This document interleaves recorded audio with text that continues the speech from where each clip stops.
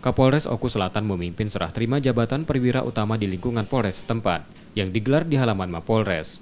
Ada 6 perwira utama yang dirotasi, di antaranya Kasat Narkoba kini dijabat Ibda Raja Toga Parunjung, dari sebelumnya Ibda Heri. Kasat Intelkam dijabat Ibtu Cahya Nugraha, dari sebelumnya AKP Yusuf Solehat.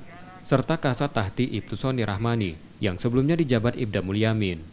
Untuk Kapolsek, masing-masing Kapolsek Kisam Tinggi dijabat Ibda Amir Hamzah, Kapolsek Buai Pemaca Ibda Antoni Stephen, dan Kapolsek Simpang Martapura dijabat AKP Azwan. Itu ada berapa pejabat itu yang dirotasi di lingkungan Polres Selatan ini, Dan?